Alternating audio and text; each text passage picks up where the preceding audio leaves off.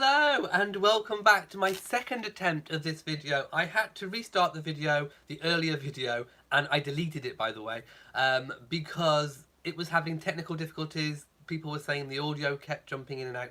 Anyway, I've restarted it. I've rebooted my whole internet, my phone that I'm recording on, everything. So if it does it again, it's not me. I'm sorry. So anyway, welcome to another Royal Reviewer live pop-up chat. I do hope you're getting a notification. I do hope if you were in the earlier video that you're able to rejoin this one and that you're not stuck in some other chat room that's not even working anymore.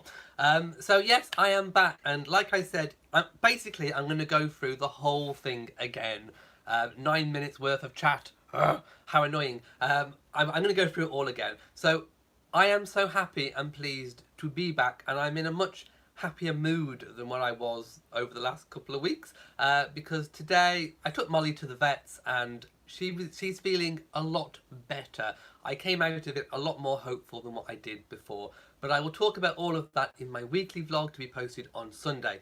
But let's get on to the royals, because that's what this video is about. So we're going to be talking about the Queen at church first, then we're going to be talking about the Queen's gift to Harry and Meghan of priceless pieces of art, so we're going to give my opinion on that, and then we're also going to be talking about the Frogmore move, because potentially new information has come through, but I'm going to give my opinion on all of that now. I'm going to go straight into the chat room, because at certain points I'll stop and I'll take certain questions. I do hope you can see me and that I'm not skipping audio again, because that would be terrible for it to happen twice in a row. So we're going to start with the Queen, like I did before. Okay, people are saying that the sound is in and out again. Okay, let me know, is the sound going in and out? Because if it's not working, if it's YouTube and YouTube is playing up, I will not do this video. I will stop and I will do it another day. Because I'm not going to go through all the stuff, 2 pages worth of notes for it not to be heard. Yes, I am a bit congested. I do have a cold. I've been feeling really down and quite low with all the Molly thing that's been going on. Right, people are saying that it's not as bad as last time, so it still is bad. Okay.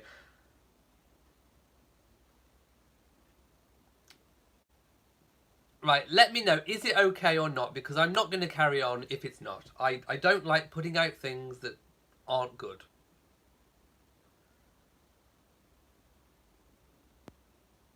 Okay, all I can say is it's not my phone, it's not my internet, I have rebooted, it must be YouTube, I cannot do anything about it. If it's skipping in and out, it's not me, I can't do anything about it whatsoever.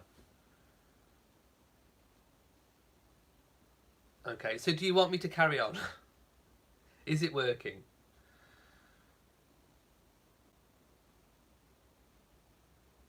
Okay, people are saying it's working. I'm seeing all the comments. So, let's start with the Queen at church on Sunday. So, we're talking about Sunday the 3rd of February 2019. I'm getting deja vu.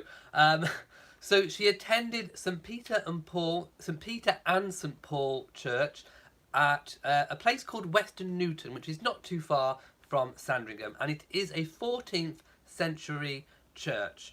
Now the Queen was out wearing peach and looking very delightful in her peach ensemble, and of course her gloves and her black Lorna handbag. Again, there was no Philip, and I think it's pretty safe to say that we aren't going to see Philip at any of these church occasions. It is important to remember that these are private occasions, these aren't actually public events. However, I think somebody counted and there was 220 royal well-wishers in attendance, which I thought was really, really lovely and showing support for the Queen, especially with the difficult 3 weeks that she's had with the Philip crash and everything that's been going on.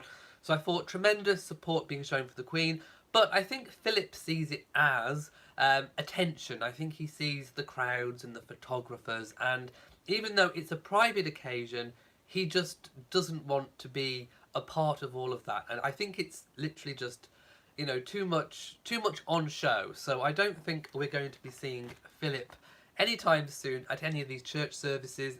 in future. However, he could surprise us. You know, he is known for surprising us.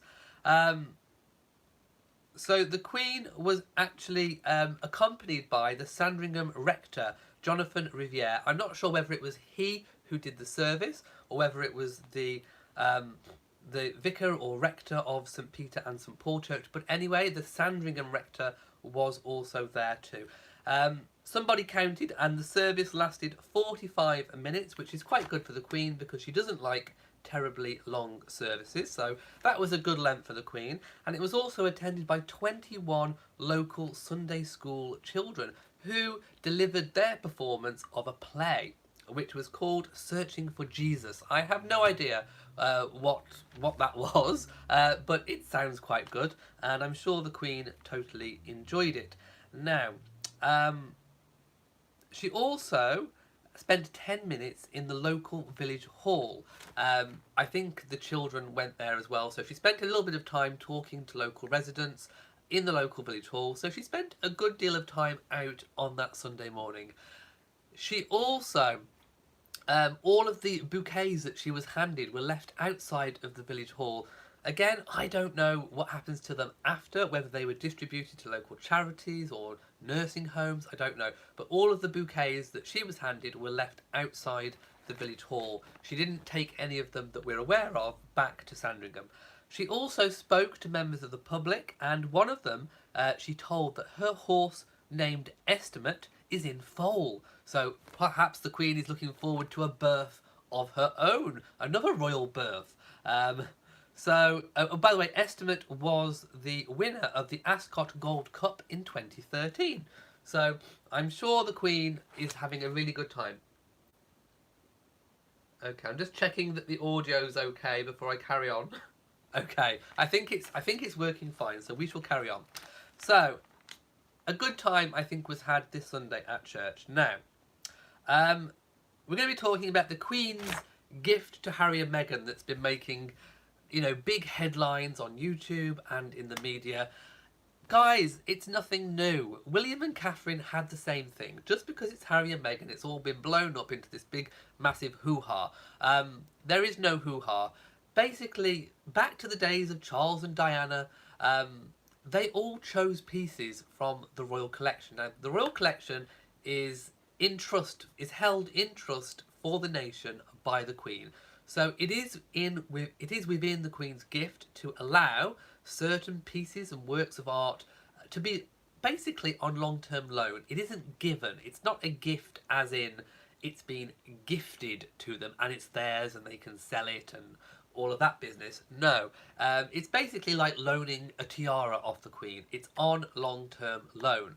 So, as the story goes, and again, we don't know if this bit is true or not, but apparently they've been given a list of paintings and works of art they can choose from. Apparently they are making up their minds at the moment. So, again, we don't know what pieces. It's very much unlikely to be the Canalettos and the Van Goghs and all of those massive pieces that are worth millions and millions and millions. I'm sure they will be quite valuable pieces, but they aren't going to be the major works of art. If we remember back to President Barack Obama's and Michelle Obama's visit, when there were photographs emerging of the inside of William and Catherine's apartment, we noticed that some of Diana's furniture, which again was on loan from the Royal Collection, had been selected by William and Catherine for their apartment. So, maybe there are pieces still from Diana's collection that Harry and Meghan might choose, or it could be entirely new pieces from the Royal Collection. But this is not an unusual thing. It happened to Charles and Diana, it's happened to William and Catherine, it's happening to Harry and Meghan. So it's not something that's this big massive hoo-ha. It happens in the royal family. So just to put a little bit of balance and check and reality onto it, it happens. It's not this big massive hoo-ha that's been kind of blown up. So yes, I was a little bit going about all this that's just been blown up. So yes, basically just the same as what William and Catherine have had. Again, this has kind of been broken by Vanity Fair. It's a claim made in Vanity Fair magazine, who seem to be having quite a lot of royal news lately. I'm not sure where their inside source is, or even indeed if they have one at all. They could just be working on the former knowledge that William and Catherine chose some pieces from the royal collection. So, again, I'm very much doubtful of a royal insider or a royal source. I think it's just very good speculative guesswork on their part. Again, some myths, some Harry and Meghan myths, which have been, again, having me tear my hair out in despair. So, some of these myths that, again, we don't know if they're true or not, and I'm highly suspecting not true. Okay, Meghan choosing vegan paint for the nursery. Really? I'm not quite sure about that one. Also going gender neutral for the nursery. Again, I don't think so. And also that the designer is Vicky Charles, who designed Soho Farmhouse. Again, we don't know, and I don't think anyone knows either. So, and it's very unlikely that they are going to be sharing details of their nursery or any photographs or anything like that. So, I'm not really buying those stories that have been circulating recently. So just beware, lots of news going around that that doesn't have any legs to it whatsoever. I've already said that the royal collection is held in trust by the Queen on behalf of the nation, so anything gifted would not actually be owned by Harry and Meghan. It's just kind of on long-term loan. Let's just see what people are saying. Chiming in, laughing at vegan paint. Okay, the media is again following this narrative that Meghan is some kind of yoga-loving hippie. We know she likes yoga, but it doesn't make her this kind of yoga-loving vegan hippie that's going to be frolicking around in voile skirts to the tune of harps. I mean, come on. Vegan paint? Really? In fact, because it's a grade listed building, I am sure that there is a list of stipulations of what paint they can and can't use, actually, and I'm sure vegan paint doesn't come anywhere near the list of approved paints for listed buildings. So, again, it's all just purely speculative and a load of old nonsense, and it really gets my goat, and it's going to get a black fan flap from me. Vegan paint, indeed. My goodness. Mrs. BSN says, of course they would go gender neutral if they don't know the gender. Well, I think what they're implying is this sort of gender neutral movement of, you know, this whole no girls' toys, no boys' toys, just, you know, this raising the child gender neutral. Again, I don't think this is going to happen. I mean, okay, they may, if they are decorating the nursery pre-baby, they may go for like yellow colours or colours that are kind of neither a boy nor a girl. But, which kind of leads me to my next point, which is when Frogmore House will be ready. Well, Frogmore Cottage, rather. Again, lots of people using pictures of Frogmore House, and it's not the house. It's actually Frogmore Cottage, as we all know. Go watch my videos on it, and you'll see the difference between the two.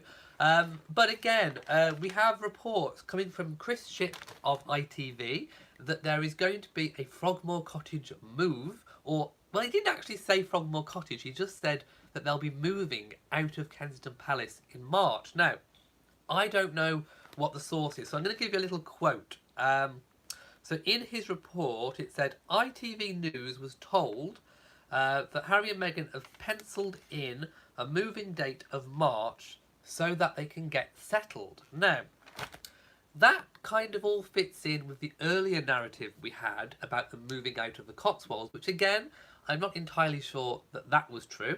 And I still personally don't think that Frogmore Cottage is ready. I really don't. I had some earlier kind of insightful information, shall we say, to let me know that Frogmore Cottage wasn't going to be ready in time for the birth. And that's what I've been telling you guys up till now. Now, the reason why I have to be a little bit doubtful now is because Chris Shipp is a royal reporter for a major TV news network. And would he go putting out and out lies? I don't think so. However, he could still be wrong. And I kind of think he is wrong. Or, which we'll get to in a moment, there could be other options, which mean that they could be moving out of Kensington Palace, but not necessarily into Frogmore Cottage. So Frogmore Cottage, I don't think it's ready. We saw it under wraps and under those big white sheets, and I said at the time that I didn't think it was to protect the privacy. I thought it was to protect the property from the weather, which has proven to be quite good because we've had snow, we've had bad weather. And of course, if you want to keep building work on track, protecting the building from the weather will keep things on track. So it could be that after earlier setbacks, maybe the property is moving along a lot quicker because of the protective covering that it's had. But I still don't think it's going to be ready in time for the baby. I hope it is. I really do hope that they have this beautiful house and home to go to. But let's not forget, the building work takes a long time, and then you've got all the decoration, the fixtures, the fittings. I just don't think it's going to be ready. So, what could Chris Ship actually mean? Well, there are a few things that could be on the cards, and I've tried to kind of think of a few alternatives. So, if Frogmore Cottage isn't ready, and I'm not saying it's not, but I'm saying I personally don't think it is, it could mean that they could have a temporary move to a different royal property. There are numerous royal properties that we probably don't even know about on numerous royal estates which they could retreat to pre-baby and post-baby. Maybe Prince Charles could loan Burke Hall in Scotland. Maybe there's some cottages on the Sandringham estate. We really don't know. So perhaps it could mean a temporary move to a different royal residence. Of course, the Cotswolds property could still be in their possession. They could be retreating there. Also, there is the option of technically moving into the big Frogmore house. I don't think people have thought about it because it was renovated in the early 90s. I'm sure it may need a little bit of updating since, but as a temporary measure, they could actually move into the main big Frogmore house whilst the cottage is being done up. That would mean that they would be kind of on site to oversee things and oversee the decoration stage. So there are a few options that don't necessarily mean that they are moving into the cottage. Perhaps that is what Chris Ship means. I don't know. But like I say, I had a source that was telling me a couple of months ago that it wasn't ready. Now Chris Ship has received reports that it is nearing completion. So we're at a kind of a junction where it could go either way. So I'm just kind of letting you guys know what the options are. But like I say, it doesn't necessarily mean that the cottage is ready, just that maybe they're moving out of Kensington Palace or out of the Cotswolds property earlier, perhaps going to a different property. I really don't know. And of course they could stay at Kensington Palace. There's no reason why they have to vacate it early. You know, it's theirs. They don't have to vacate it early. They could stay there until everything is ready. Okay, I'm going to go and look at some of the comments. I'm so sorry for my voice, by the way. I am literally bunged up with a cold. I think it's come from being a bit run down. Cameron says, Duchess Meghan eats vegan during the week, but not on weekends. Well, maybe she'll have vegan paint on the week and normal paint on the weekends. I don't know. No, I'm very much doubtful about the vegan paint. Maria Barr says, I think we can count on Miss Doria to do whatever Duchess Meghan and Prince Harry ask of her as the wonderful mother she is. Again, all these reports about her being the nanny. She's the grandmother, not the nanny. I'm sure in the early weeks she will perhaps help out. But she's the grandmother. And one of the good things about being a grandmother is that you get to have all the fun bits and then hand the baby back. So Doria is not going to be a glorified nanny. I am sure that Meghan will hire her own nanny. She may not go down the same route as Catherine, who hired a Norwood nanny. Now, they are amazing. I mean, they are trained in... what they trained in? They are trained in how to handle cars under pressure, how to do advanced driving, how to protect themselves. They learn karate in case they are accosted on the street with their royal baby. So a Norwood nanny, I think, would be a good option. Definitely not copying Catherine. I think it would be a sensible option. However, Harry and Meghan could choose whoever they wanted to be their nanny, but I am sure that she will have one, and I don't think it will be Doria.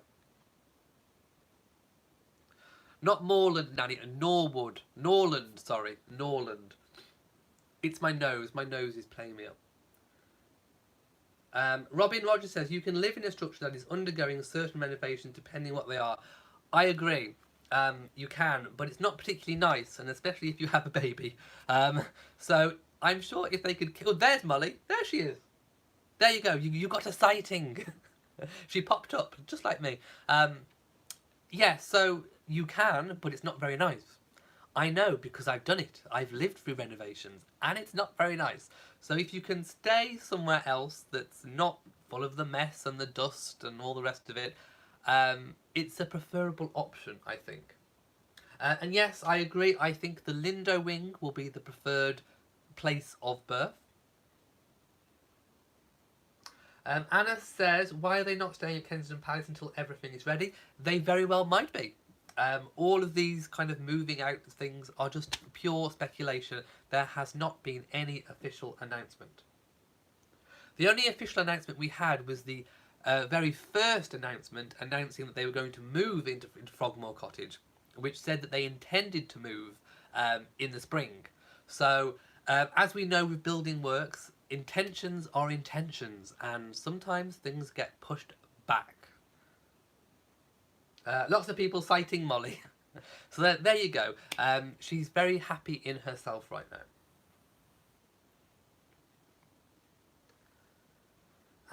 Patricia Nixon says, an American nanny would be great as well. Again, it's an option that could happen.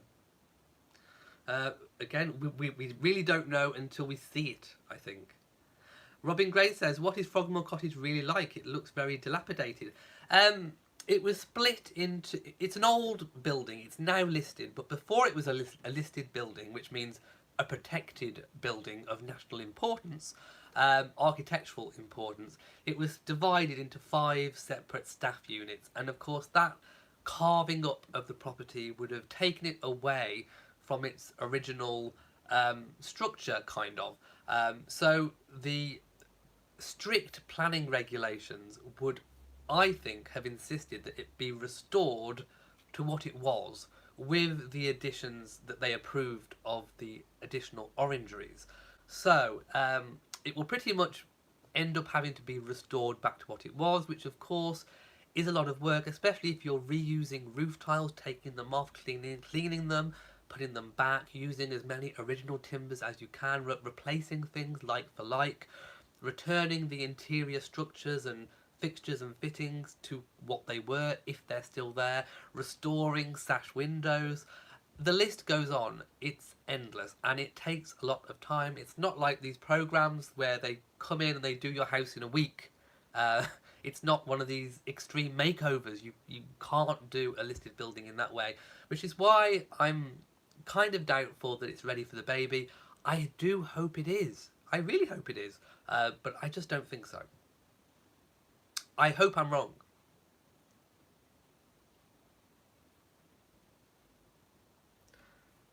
Let's have a look.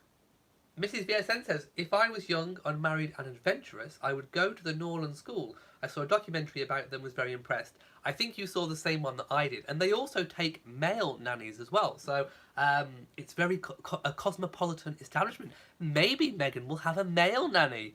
I've started my own fake news. I'm going to give myself a fan flap. Maybe she'll have a Norland male nanny.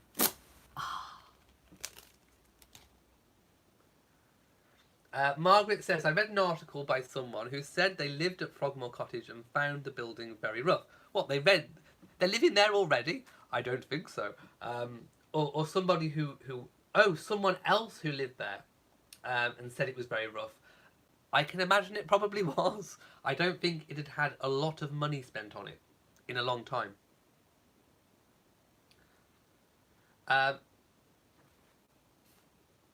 Damily M says, I've just lost your comment, what do I think of the media outing online trolls who have been spreading vicious rumours about Meghan? Well, typically I don't go on Instagram, so I myself haven't really seen the comments on Instagram, but people have told me that they are vile. So if Kensington Palace has been going on and deleting comments manually, I think that's a good thing. And also investigating where a lot of these stories are coming from. But I think it's a little bit coincidental, don't you think, that since Kensington Palace has said that they are investigating kind of or looking at where these stories originate from, that a lot of the mainstream media have gone on a campaign of kindness and all the rest of it. And I'm just thinking to myself, really, you know, not all, I'm not putting everyone in the same bracket, but a lot of the lower rent mainstream media have been anything but kind. They've been, you know, taking from wherever these rumours start and putting it out there themselves. And now that Kensington Palace has said they're looking at who is putting it out there, they've turned to kindness. And I just think it's all very distasteful, I have to say. So yes, I think they need to look at where it's all coming from. And a lot of the mainstream, not all, but a lot of the mainstream media have been perpetuating these stories. And I think a lot of where these stories are coming from, I actually think a lot of it is YouTube and online journalism. There are probably maybe a handful, 5 channels on YouTube that are literally putting out complete and utter lies and nonsense. There was a story about Princess Charlotte having cancer. I mean, come on. You know, these are the sorts of channels that need shutting down. They are vile. There's that lizard lady that makes up conspiracy theories about them being lizards and all the rest of it.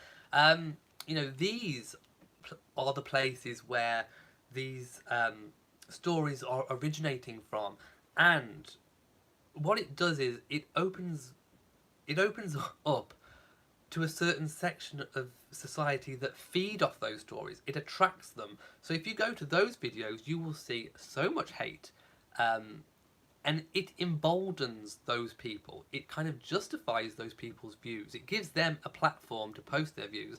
And then they go off onto other channels and Instagram and whatever, and they perpetuate that message because they feel comfortable doing it in the places where it's originated from. Some of that is out and out racism. It is, you know, sometimes they're using racist language, and some of it is obviously aimed at Meghan because of her background. And I just think it's a good idea of Kensington Palace to be at least saying that they are investigating it, because I think now a lot of the mainstream media may have got the message that, well, they definitely have, because they're perpetuating this kindness thing that they're now doing. So hopefully we've turned a corner, but I still think we're going to be seeing a lot of vile things coming from YouTube and coming from online journalism. And, you know, I think it's up to YouTube now to shut them down, because, you know, if you are perpetuating as news out and out lies about things, that's not good.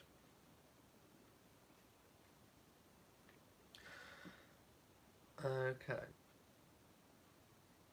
Auntie D says, true about racial undertones. I mean, it's not with everybody, but there are some racial undertones, yes.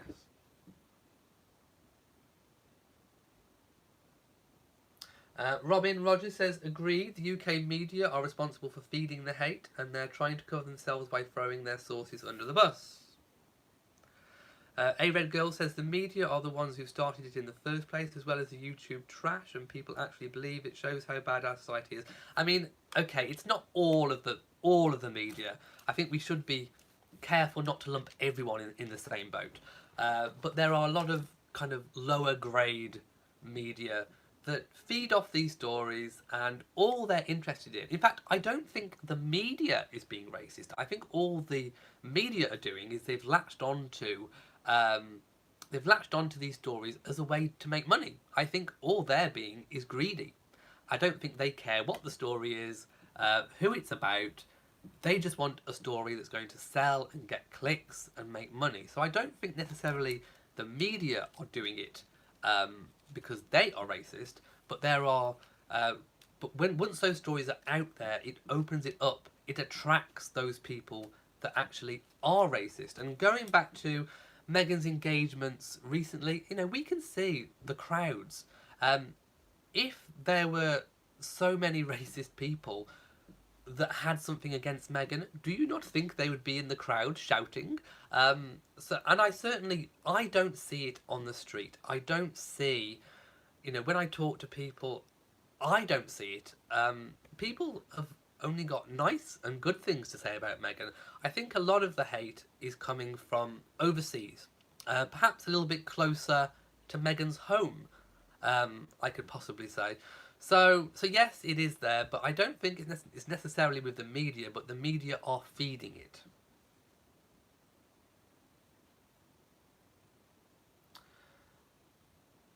Alicia says the haters are jealous. I think so. HM the King says, when has hate speech become normalised as freedom of speech? Again, we have laws in Britain about hate speech. People can't do hate speech. It is actually illegal. Arnold Sanders says, I am tired of the Meghan is a man. I've not even heard that one. Oh, and all this fake baby bump business as well. That's to the fake baby bump. And what is it with people picking on her writing on bananas? I don't get it. It's bananas that people are picking on her writing on bananas. And Veronica says, I should be chosen as nanny for baby Sussex. I would love it. Cameron says, low-class media do a lot of this for money. They do. Michelle says, there are some of these YouTube stories that are switching from being nice to the Duchess to being nasty. Again, clicks, views, I can't bring myself to do it. I really can't. It may get more views, but I can't bring myself to do it. Maria Barr says, I think I am now the main, if not the only source of royal info. You look at the pics of other stories, but seldom read the information. Oh, by the way, I have put in the bio of this video the pictures of the Queen at church. I forgot to mention it earlier. Yes, the world has gone bananas. Roz says, when you visited London, someone made monkey noises at you. I am not saying we do not have issues in our country, but I don't see it on the street in terms of Meghan. When I speak to people, I've not heard one person say anything to me negative about Meghan, I have to say. And like I say, the crowds that go out to her engagements, I think speak for themselves.